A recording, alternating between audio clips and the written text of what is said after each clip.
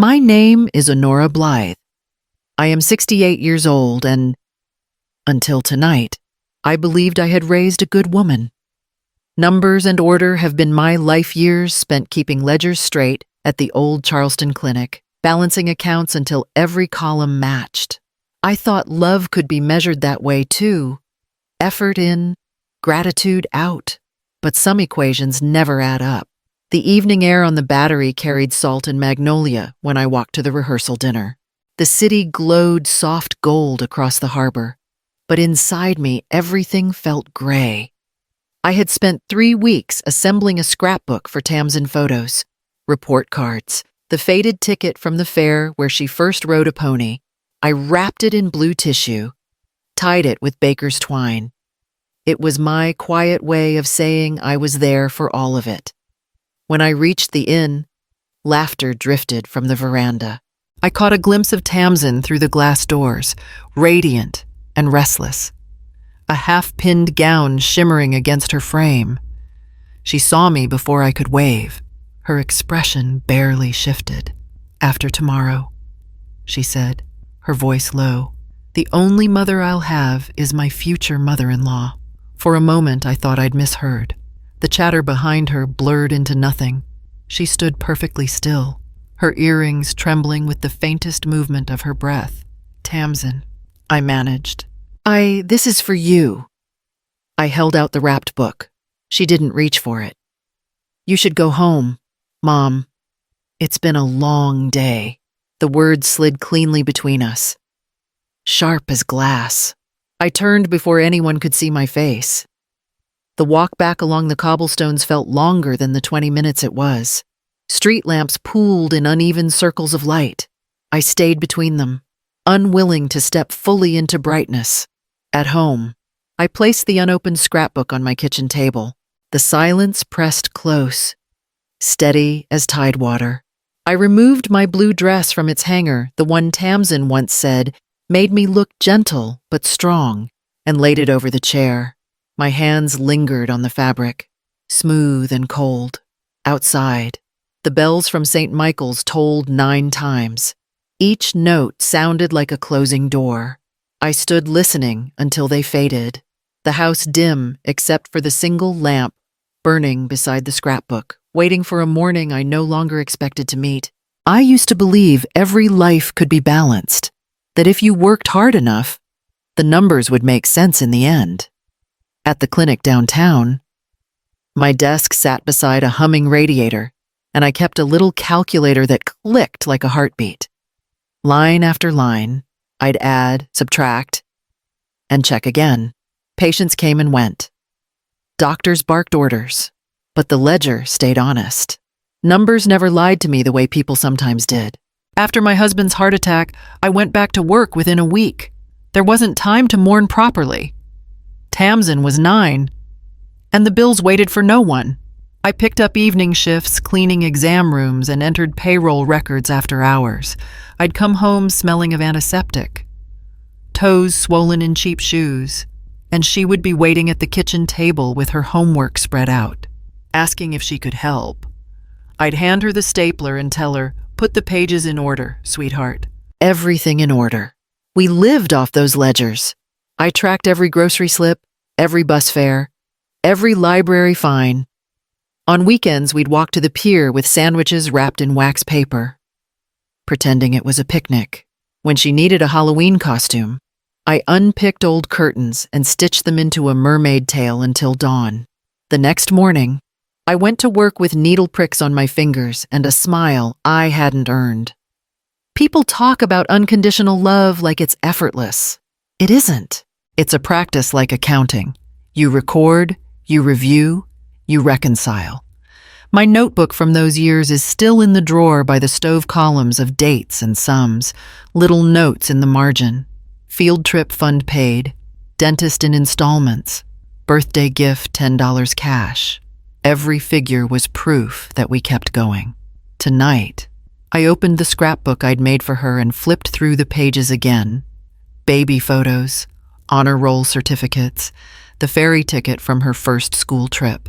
I smoothed one curling corner and whispered, Love is proven by what you keep accounted for. My voice barely filled the room. When I closed the book, the spine cracked softly, like something finishing its final tally. I wrapped it again and folded the twine carefully. Maybe that was my last audit as a mother, I said, not expecting anyone to answer. The first time I met Marcella Hale, she greeted me with both hands on my shoulders, the kind of gesture meant to look warm, but calibrated to control distance. Her pearls gleamed like they were born knowing better manners than the rest of us. "Honora," she said, "we've heard so much about your devotion. You must be so proud of Tamsin's ascent." The pause before assent told me she meant escape. She had the voice of someone used to deciding when a conversation ended. Over lunch, she spoke of consultants and committees, then mentioned how young women these days benefited from polish. Tamsin nodded at every word. I stirred my soup until it turned cold. After that, things began to shift in small, almost invisible ways. Tamsin stopped baking the lemon bars she once made for my birthdays. Marcella says sugar dulls the skin. She started correcting me on phrases I'd said all my life. "Mom, it's not take the bus, it's grab a ride." Sounds less provincial. Her laugh afterward was practiced. Light and foreign, I tried to ignore it. When wedding planning began, I offered to help with the menus, the flowers, anything. "Oh, Mom," she said, touching my arm lightly. "You don't have to fuss. Marcella has all the vendors." Her smile was perfectly measured, just enough affection to close the door gently. The first proof I'd been erased came in the invitations. "Honora Blythe, no or..." When I pointed it out, she laughed, not unkindly, just distracted. "They'll know who you are." That night, Quinlan dropped by to fix the kitchen window latch. He found me sitting with a stack of envelopes and a pen. "It's their day," he said softly. "I know," I told him. "Then why do I feel like a guest at my own family's table?" He didn't answer. He only tightened the screws and looked away, giving me the quiet every bookkeeper knows too well, the silence that follows when a line no longer balances. And you realize the missing figure isn't a number at all.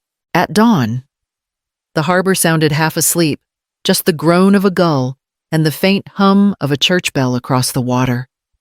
I had been awake for hours, sitting at the kitchen table while the kettle cooled beside me. The blue dress hung over the back of the chair, still smelling faintly of starch. Tamsin once told me it made me look gentle but strong. I pressed the iron across its sleeves, slower than necessary, as though the motion itself could steady me. Her voice from the night before wouldn't leave my head. "After tomorrow, the only mother I'll have is my future mother-in-law." Words so clean, so deliberate. They left no air to breathe between them. I folded the dress in half and laid it across the ironing board. My fingers shook slightly as I traced the seam. The phone on the counter started vibrating, first a single buzz, then another, then a string of them. Family group messages, most likely. Maybe Tamsin checking if I'd left yet. I flipped the phone face down and pressed the silence button. The screen went dark, and I felt the smallest flicker of peace. When I finally spoke aloud, my own voice startled me. Not today. It wasn't bitterness. It was a quiet verdict. I wasn't staying home to punish anyone. I was staying because showing up would mean agreeing to vanish politely. A knock came at the door just as I set the iron upright. Honora Quinlan's voice carried through the screen door. "You ready? I can drive you over." I hesitated before answering. "No." "Quinlan, I'm not going." He pushed the door open an inch, brow furrowed. "Not going? You'll regret it." "Maybe, but I'd regret sitting there more." He studied me a long moment, then nodded once. "I'll keep a seat warm in case you change your mind." When he left, I closed the door and leaned against it until the latch clicked. Outside, the gulls rose higher, calling into the empty sky. I smoothed the dress one last time, folded it carefully, and placed it on the bed. The house felt steady again, too steady, Maybe, but it was mine. The bells kept ringing somewhere across the city, and I let them ring without me by late morning. Sunlight stretched across the kitchen floor in thin stripes. I sat by the window with a mug of coffee that had gone cold hours ago. Across the harbor, church bells began to ring slow, deliberate, 11 times. I counted them without meaning to, each toll echoing through the quiet house like a heartbeat I no longer shared. The phone started first with one call, then another. I let them ring. When the landline joined in, I finally answered, expecting Quinlan's voice. Instead, it was my sister, breathless, Honora. "Oh, Lord, are you sitting down?" I frowned. "What is it?" "Did it start already?" The ceremony stopped. She blurted, "It just stopped." I thought she meant a power outage. A delay. Something simple. Stopped how Roderick called it off. She said, in front of everyone. The cup slipped from my hand and hit the counter, spilling coffee down the cabinets. My knees bent before I realized I was moving. Why would he? He found something out. She interrupted. Right before they walked down the aisle. Something bad. I pressed a towel against the spill, but my fingers kept trembling. About who Jessica, she said, then caught herself. Know about Tamsin. Or maybe her in-laws. People are whispering already. He stormed out with his best man. The guests are leaving. I closed my eyes, trying to picture it, the aisle, the flowers, the music cutting off mid-note. Did someone say what it was? No one knows yet, but it wasn't nerves. Honora. It was truth. Something he couldn't ignore. Her voice wavered between shock and pity. I could hear traffic behind her, the rustle of Charleston heat, and gossip in full bloom. I have to go, I said softly. Call me when you know more. When the line went dead, the house returned to silence. I wiped the counter clean, then sat again by the window. The bells had stopped ringing, but the sound hung in my chest, unspent. I stared at the empty cup and thought of Tamsin standing there alone, the same way I had the night before, facing a moment she didn't see coming.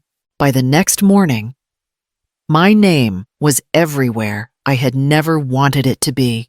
Someone sent me a screenshot from a social post. Tamsin's smiling face cropped beside a headline that read, "Mother ruins daughter's wedding." The caption said I'd fed Roderick lies, that I couldn't let go of control. Below it, strangers I'd never met left comments that burned straight through the screen. The local paper followed. Family interference suspected, the article hinted, quoting an unnamed guest who claimed I'd made a scene. I hadn't even been there. But perception is faster than truth. It doesn't need proof to travel.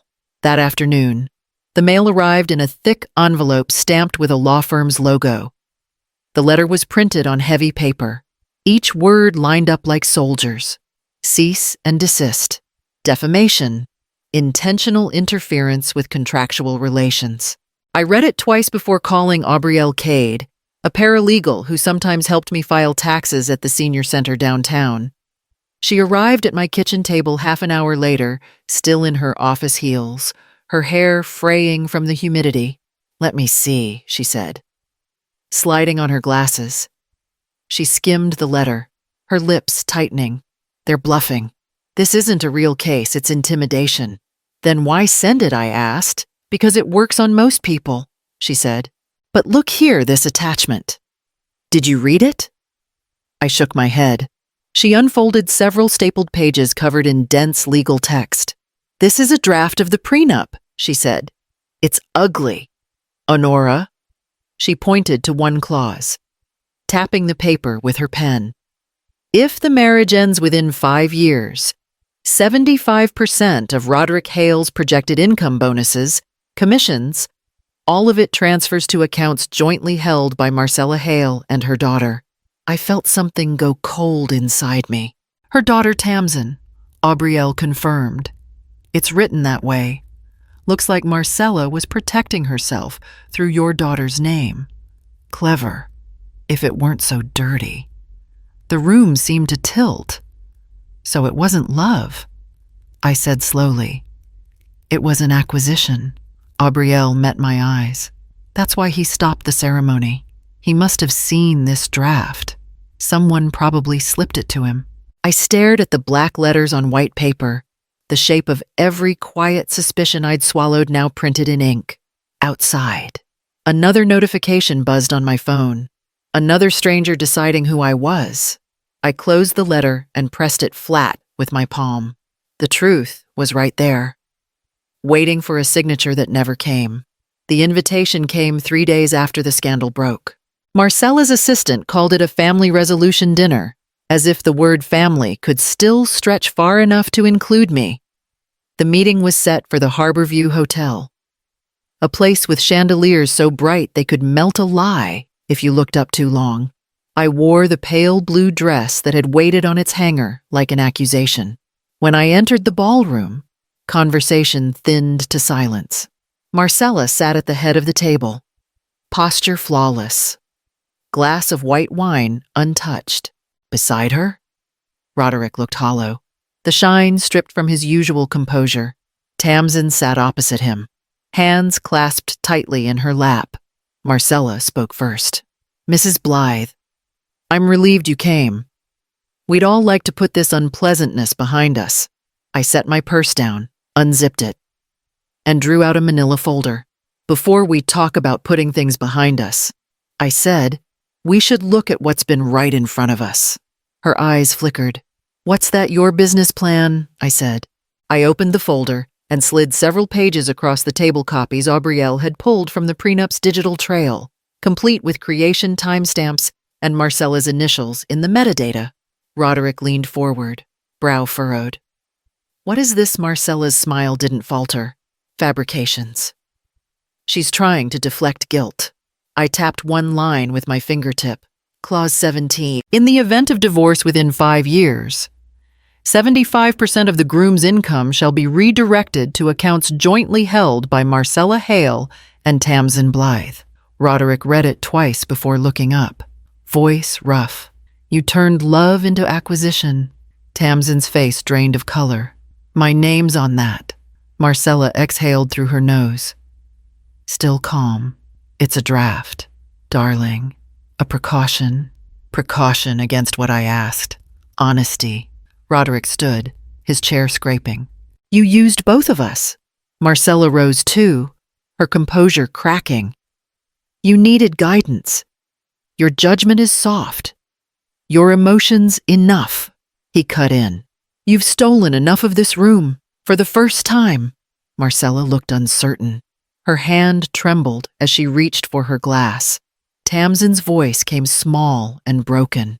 Mom, she whispered, turning toward me. I didn't know. She showed me papers, said they were about insurance, and I didn't read them. I wanted to believe her. And maybe some part of me did. I placed my hand over hers, the gesture small but solid. Now you do, I said. Marcella's glass slipped from her grip and shattered on the floor. The sound echoed against the ballroom walls, like the last bell of a ceremony that never happened. Roderick faced the window, voice low. We're done here. He didn't look back. Neither did I. The truth was out, written in daylight, and every eye in that room had to decide whether to close or see. Marcella was the first to move after the silence. Her heels clicked across the marble like a countdown. Roderick, she said, voice sharp again. You are being emotional. We can still manage this. No, he cut her off. There's nothing left to manage. He tore the folded prenup in half, the sound small but final. Cancel everything. The venue, the contracts, all of it. Marcella's hand twitched toward him, then fell. You'll regret humiliating me. I already do, he said, turning away. She gathered her bag with trembling precision and left the ballroom, chin high. Her perfume lingered a moment longer than her dignity. The door closed softly, and for the first time that night, Tamsin spoke. Mom, she began, her voice shaking. I swear I didn't know I believe you, I said quietly. But believing doesn't fix what was broken. Tears streaked her makeup. You think I wanted this? You think I wanted my life to blow up in front of strangers? No, I said, but you wanted approval more than truth. And she knew it. She flinched like I'd struck her. I was trying to build something better than what we had. Better doesn't mean richer, Tamsin. It means real. For a moment, she looked at me the way she did when she was a child, angry, frightened, but still reaching for understanding. What am I supposed to do now? Start over, I said, without her plans, without mine. I'll be here when you're ready to talk to me as your mother. Not your obstacle. She stared at me, lips parted, then nodded once. I'll call you, she whispered. Though neither of us knew when, Quinlan was waiting outside the hotel entrance, engine running, window cracked just enough for the night air. I slid into the passenger seat, the leather cool against my arms. He didn't ask what happened. He just drove. Charleston's lamps shimmered across puddles left from the afternoon rain. I watched their reflections pass like ghosts along the car door, each one fading cleanly behind us. The road home was quiet, except for the rhythm of the wipers and the low hum of the tires, carrying us through a silence that, for once, didn't need to be filled. 3 weeks later, the city felt quieter, as if it had exhaled. The headlines had moved on to someone else's scandal, and my name no longer floated in strangers' mouths. The truth had taken its slow, uneven route through whispers, interviews, and finally, silence. I'd started working part-time at the Maritime Museum, entering ticket records and balancing their accounts. The numbers soothed me, the calm logic of columns that added up. The small certainty that something, somewhere, still balanced. Still, Quinlan stopped by some afternoons, pretending he came to fix things, though most days he just brought coffee and stories from the harbor. Not many people can turn their life into clean math, he said one day, watching me stamp invoices. It's the only thing that ever stayed honest, I told him. The mail came near closing time. Among the flyers and bills was a single envelope in Tamsin's handwriting. My chest tightened before I even opened it. Inside was one line, Mom, I'd like to see you. No photographers, just tea. That night, I set 2 cups on the kitchen table. The steam from mine curled upward, faint and hopeful. The second cup stayed untouched, but I didn't mind. For the first time in months, the waiting didn't feel like punishment. It felt like space room for breath, for return, or for nothing at all. Quinlan stopped by later carrying a small wooden box. A gift, he said. Inside was a brass porch lamp, the kind that glowed low and steady. Around its base, an engraving read, "Built by boundaries, kept by respect. It's for your front step," he said. Something to keep the dark honest. We installed it together, wires twisting beneath our hands, the light flickering to life just as the sun fell behind the harbor. The glow spilled softly over the railing and down the walkway, warm, but not loud. When he left, I stood at the doorway, the smell of salt in the air. I looked at the 2 cups cooling on the table inside, then at the lamp shining steady against the night. Every reconciliation needs a light left on, I whispered, then I left it burning.